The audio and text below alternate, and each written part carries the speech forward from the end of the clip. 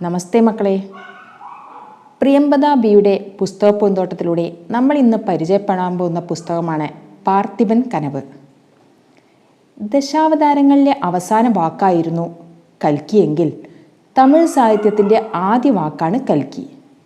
കുട്ടികൾക്കൊന്നും മനസ്സിലായില്ല. കുട്ടികളെ, ഞാൻ പറഞ്ഞു വരുന്നത് തമിഴ് സാഹിത്യത്തിലെ പ്രശസ്തനായ നോവലിസ്റ്റായ കൽക്കി കൃഷ്ണമൂർത്തിയെക്കുറിച്ചാണ്. തമിഴകത്ത് അദ്ദേഹം പണ്ടേ പ്രശസ്തനായിരുന്നുവെങ്കിലും ആ പേര് നമ്മൾ കേട്ടു തുടങ്ങിയിട്ട് കുറച്ചു നാളേ ആയിട്ടുള്ളൂ. ടീച്ചർ പറഞ്ഞു നിർത്തിയതും ആദർശ് ചാടി പറഞ്ഞു, ടീച്ചറെ, പൊന്നിയിൽ സെൽവൻ. അതെ, പൊന്നിയിൽ സെൽവൻ എന്ന നോവൽ എഴുതിയ കൽക്കി. അക്കഥ ഞങ്ങൾക്കറിയാം ടീച്ചറെ, അനാമിക വിളിച്ചു പറഞ്ഞു. അതെനിക്കറിയാം. എന്നാൽ ഞാൻ ഇന്ന് പറയാൻ പോകുന്ന കഥ പൊന്നിയിൽ സെൽവൻ്റെ അല്ല, കൽക്കിയുടെ തന്നെ ആദ്യ നോവലായ പാർത്ഥിപൻ കനവ് ആണ്. എന്താ, റെഡിയല്ലേ? ടീച്ചർ ചിരിച്ചുകൊണ്ട് ചോദിച്ചു. കുട്ടികൾ ആവേശത്തോടെ തലയാട്ടി. കഥയ്ക്ക് മുൻപ് കുറച്ച് ചരിത്രമാകട്ടെ. സംഘകാല ചരിത്രം നമുക്കറിയാവുന്നതാണ്. അക്കാലത്തെ പ്രധാന രാജവംശങ്ങളായിരുന്നു പാണ്ഡ്യ, ചോള, ചേര, പല്ലവ രാജവംശങ്ങൾ. ഇവർക്കിടയിൽ യുദ്ധങ്ങളും പതിവായിരുന്നു. ഏതാണ്ട് 1300 വർഷങ്ങൾക്കും മുമ്പ് കാഞ്ചി തലസ്ഥാനമാക്കി ഭരണം നടത്തിയിരുന്ന പല്ലവ രാജാവായിരുന്നു നരസിംഹവർമ്മൻ. പണ്ട് ശക്തനായിരുന്നെങ്കിലും ചോളനാട് ഇക്കാലഘട്ടത്തിൽ ചെറിയൊരു ഭൂപ്രദേശമായി മാറിയിരുന്നു. ഈ പല്ലവ ചോള നാടുകൾക്കിടയിൽ നടക്കുന്ന യുദ്ധവും മറ്റു സംഭവവികാസങ്ങളുമാണ് ഈ നോവൽ പറയുന്നത്. അപ്പോൾ പാർത്ഥിപൻ ആരാണ് ടീച്ചറെ? ഏഞ്ചലിൻ്റെ സംശയം. പറയാം. ചോളനാടിൻ്റെ രാജാവായിരുന്നു പാർത്ഥിപ ചോളൻ. നരസിംഹൻ്റെ കീഴിൽ അടങ്ങിക്കഴിയാൻ വിധിക്കപ്പെട്ട പാവം രാജാവ്. എന്നാൽ അങ്ങനെ കഴിയാൻ പാർത്ഥിപൻ്റെ മനസ്സ് അനുവദിച്ചില്ല. അദ്ദേഹം നരസിംഹവർമ്മനുമായി യുദ്ധത്തിനിറങ്ങുകയും യുദ്ധത്തിൽ വീരമരണം വരിക്കുകയും ചെയ്തു. ടീച്ചർ പറഞ്ഞു നിർത്തി. അപ്പോൾ കഥ തീർന്നോ? അഞ്ജന ചോദിച്ചു. ഇല്ല. യുദ്ധത്തിന് പോകും മുമ്പ് തന്നെ കൊച്ചുകുട്ടിയായ മകനെ വിളിച്ച് തൻ്റെ രാജ്യം സ്വതന്ത്രമാകണമെന്ന വലിയ സ്വപ്നം അദ്ദേഹം പങ്കുവയ്ക്കുന്നു. വിക്രമചോളൻ എന്ന ആ കുട്ടി മുതിർന്നപ്പോൾ തൻ്റെ അച്ഛൻ്റെ സ്വപ്നം നിറവേറ്റാനായി നടത്തുന്ന പരിശ്രമങ്ങളാണ് ഈ നോവലിൽ. ശക്തമായ ഒരു പിടി കഥാപാത്രങ്ങളെ നോവലിൽ കാണാം. അതിൽ പ്രധാനപ്പെട്ടവരാണ് തോണിക്കാരനായ പൊന്നനും ഭാര്യ വള്ളിയും. ചോളരാജാവിൻ്റെ അടുത്ത സഹായികൾ കൂടിയായ ഇവരുടെ ബുദ്ധി മൂലം പലപ്പോഴും വിക്രമകുമാരൻ അപകടങ്ങളിൽ നിന്നും രക്ഷപ്പെട്ടിട്ടുണ്ട്. ടീച്ചറെ, കഥ ചുരുക്കി പറയുമോ? ആൽവിൻ കെഞ്ചി. പറയാലോ. എന്നാൽ ഒരുപാട് ട്വിസ്റ്റുകൾ ഈ നോവലിലുണ്ട്. അതൊന്നും ഞാൻ പറയില്ല. കുട്ടികൾ സമ്മതിച്ചു.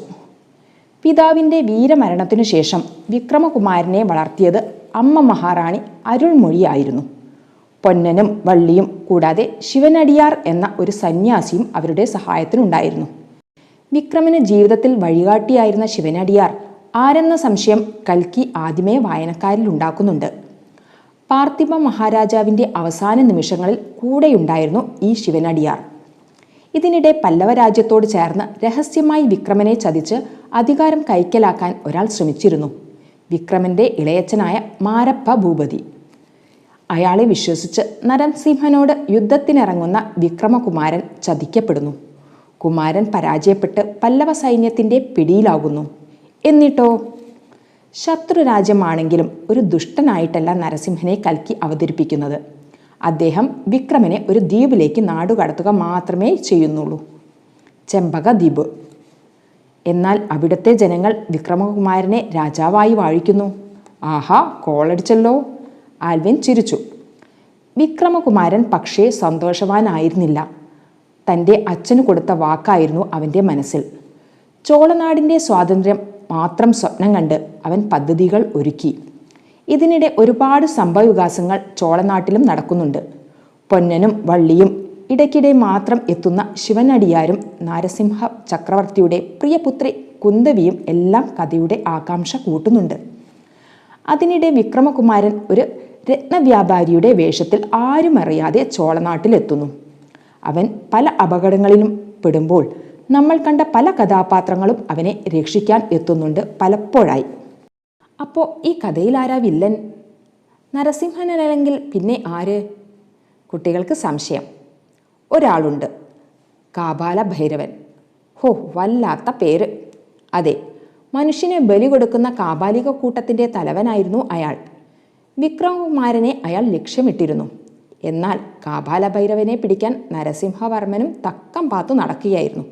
ദേ ട്വിസ്റ്റ്, ആതിര ഇടയ്ക്ക് കയറി പറഞ്ഞു. ഇതൊന്നുമല്ല മക്കളെ ട്വിസ്റ്റ്. കഥയുടെ ക്ലൈമാക്സ് ആണ് ശരിക്കും വഴിത്തിരിവുകൾ നിറഞ്ഞത്. അവിടെ കഥയിലെ മിക്കവാറും എല്ലാ കഥാപാത്രങ്ങളും എത്തുന്നുണ്ട്. ശിവനടിയാർ ആരെന്ന സംശയത്തിന് നമ്മളൊന്നും പ്രതീക്ഷിക്കാത്ത ഒരു ഉത്തരം നമ്മളെ കാത്തിരിപ്പുണ്ട് അവിടെ. അതാരായിരുന്നു? അത് ഞാൻ പറയില്ല, നിങ്ങൾ തന്നെ വായിച്ചറിയാം. അതാണ് നോവലിൻ്റെ വിജയം. ഒന്നുകൂടി പറയട്ടെ, കൽക്കിയുടെ മറ്റൊരു നോവലുണ്ട്, ശിവകാമിയിൽ ശപഥം. അതിലെ നായകൻ ആരാണെന്നറിയാമോ? ഇപ്പറഞ്ഞ നരസിംഹവർമ്മൻ. ആഹാ, കുട്ടികൾക്ക് ആകാംക്ഷയായി. മറ്റൊന്നുകൂടിയുണ്ട്. ശിവകാമിയിൽ ശപഥത്തിലെ കഥയിലെ കാലഘട്ടം നരസിംഹൻ്റെ ചെറുപ്പമാണ്, അതായത് പാർത്ഥിപൻ കനവിനും മുമ്പ്. എന്നാൽ കൽക്കി ആദ്യം എഴുതിയത് പാർത്ഥിപൻ കനവാണ്. അതായത് കഥയുടെ രണ്ടാം ഭാഗം ആദ്യവും ആദ്യ ഭാഗം രണ്ടാമതും എഴുതിയ കൽക്കി മാജിക്. പാർത്ഥിപൻ കനവിലെ പല കഥാപാത്രങ്ങളും ശിവകാമിയിൽ ശപഥത്തിൽ പ്രത്യക്ഷപ്പെടുന്നുമുണ്ട്. ആദ്യത്തിന് സംശയം, ടീച്ചറെ ഇതെല്ലാം തമിഴ് നോവലല്ലേ, ഇതൊക്കെ മലയാളത്തിൽ ഇറങ്ങിയിട്ടുണ്ടോ? ഉണ്ടല്ലോ. ഈ 2 നോവലുകളും മലയാളത്തിലേക്ക് വിവർത്തനം ചെയ്യപ്പെട്ടിട്ടുണ്ട്.